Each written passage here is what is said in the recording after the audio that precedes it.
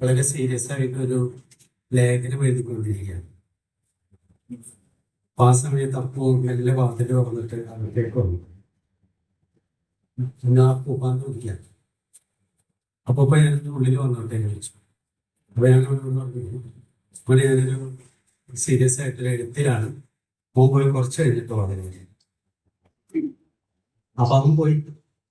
പിന്നെ ഒരു മിനിറ്റ് കഴിഞ്ഞിട്ട് വീണ്ടും തിരിച്ചു വന്നു. എന്നിട്ട് പറഞ്ഞു, ഒറ്റ കാര്യം പറഞ്ഞിട്ട് ഞാൻ പോകോളാം. അതുപോലെ അങ്ങനെ വന്നിട്ട് പറഞ്ഞോളൂ എന്ന് പറയാം. അല്ല, ഇവിടെ വരുന്ന ആളുകളോടൊക്കെ അപ്പൂപ്പനിരുന്ന് പറയുന്നത് കേട്ടിട്ടുണ്ട്, കുട്ടികൾ നമ്മളുടെ അടുത്ത് വന്നാൽ എത്ര ഗൗരവമുള്ള പണിയാണ് നമ്മൾ ചെയ്യുന്നതെങ്കിലും അത് മാറ്റിവെച്ച് കുട്ടികൾക്ക് സമയം കൊടുക്കണമെന്ന് ഇവിടെ വരുന്നവരോടൊക്കെ പോകും പറയുന്നത് ഞാൻ കേട്ടു. എന്നാലും തന്നെ എനിക്ക് ശരാത്രിയെന്ന് വെച്ചു.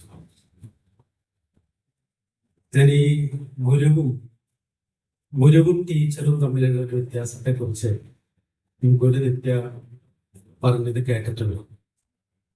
ഈ ടീച്ചർമാരുടെ പ്രത്യേകത, പഠിച്ചത് പഠിപ്പിക്കുന്നവരാണ് ടീച്ചർമാർ. അപ്പൊ ഞാൻ ഗുരുവിൽ നിന്ന് കുറെ കേട്ടിട്ടുണ്ട്. ഇതുപോലെ കുറെ ബ്യൂട്ടിഫുൾ ആയിട്ടുള്ള വചനങ്ങള്, സന്ദർഭങ്ങളൊക്കെ കേട്ടിട്ടുണ്ട്. അതൊക്കെ അങ്ങനെ തന്നെ പോകുന്ന ഇടങ്ങളിലൊക്കെ പറയാറുണ്ട്. ഇപ്പൊ ടീച്ചർമാര് അവർ പഠിച്ചത്, അവർ ആർജിച്ചത്, അവരുടെ അറിവ് അവരുടെ മുമ്പിലുള്ള മനുഷ്യർക്ക് അങ്ങനെ തന്നെ പറഞ്ഞു കൊടുക്കും, കൃത്യമായിട്ട് പറഞ്ഞു കൊടുക്കും. പക്ഷെ ഗുരുക്കന്മാരുടെ ഒരു പ്രത്യേകത, അവർ ജീവിക്കുന്നതാണ് അവർ കൂടുതലും പറയാറ്. നമ്മൾ ജീവിക്കാൻ ആഗ്രഹിക്കുന്നത് പറയുമ്പോൾ കൂടുതലും ജീവിക്കുന്നതാണ് പറയാറ്.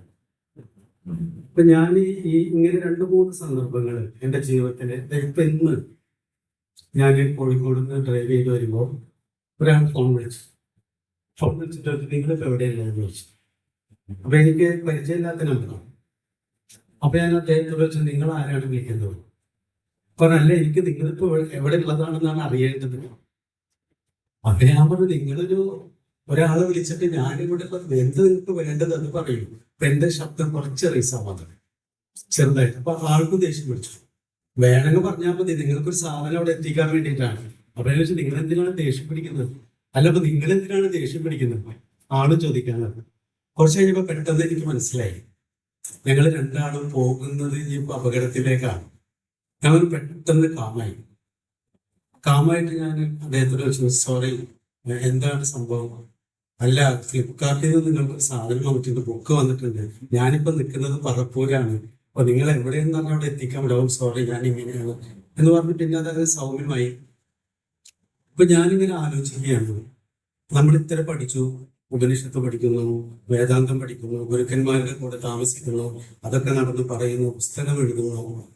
അപ്പോഴും നമുക്ക് അടിസ്ഥാനപരമായ ഒരു പ്രശ്നത്തിൽ നിന്ന് പുറത്തു വരാൻ കഴിയുന്നില്ല.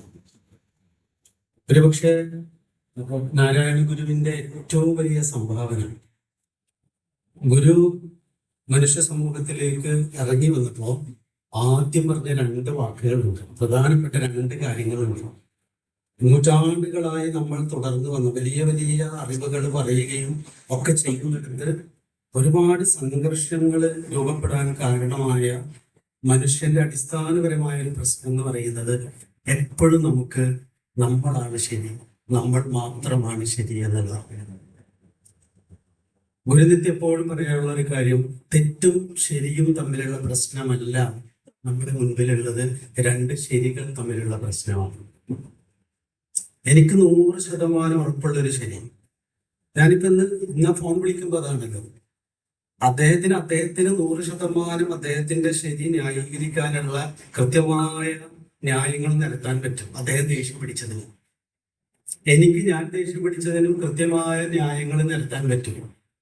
ഇങ്ങനെയാണ് ഞാനും നീയും തമ്മിൽ, മതങ്ങൾ തമ്മിൽ, തത്വചിന്തകൾ തമ്മിൽ, ദർശനങ്ങൾ തമ്മിൽ എന്നും യുദ്ധം ഉണ്ടായിട്ടില്ല. ശരികൾ തമ്മിലാണ് യുദ്ധം. ഞാൻ പറയുന്നതാണ് ശരിയായ ദൈവം എന്ന് ഒരാൾ പറയുമ്പോൾ, അതല്ല ഞാൻ പറയുന്നതാണ് ശരിയായ ദൈവം എന്ന് പറഞ്ഞ് 2 പേരും യുദ്ധം ചെയ്യുന്ന ചരിത്രം കൂടിയാണ് മനുഷ്യന്റെ ചരിത്രം. അങ്ങനെ